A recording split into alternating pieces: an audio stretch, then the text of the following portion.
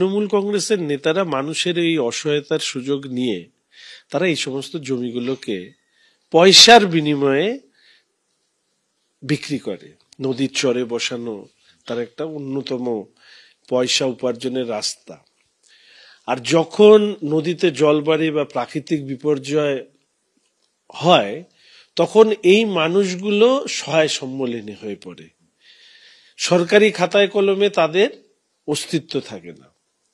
ফলে স্বাভাবিকভাবেই এই যে যারা এই জমিগুলো বিক্রি করে তাদের বিরুদ্ধে আইনানুগ ব্যবস্থা না নিলে বারংবার করে এই অসহায় মানুষগুলো প্রতারিত হবে, কখনো তৃণমূলের নেতাদের দ্বারা, কখনো প্রাকৃতিক দুর্যোগের কারণে।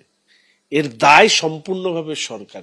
যে ভারতীয় জনতা পার্টির বিধায়করা যখন এই ধরনের অসহায় মানুষদের পাশে দাঁড়াতে যাচ্ছে তখন তৃণমূল দুষ্কৃতীরা তাদের উপরে আক্রমণ করছে। অর্থাৎ সরকার পাশে নেই, বিধায়করা পাশে দাঁড়ালে তৃণমূলের দুষ্কৃতীর দ্বারা আক্রান্ত হচ্ছে, তাহলে এই মানুষগুলো যাবে কোথায়?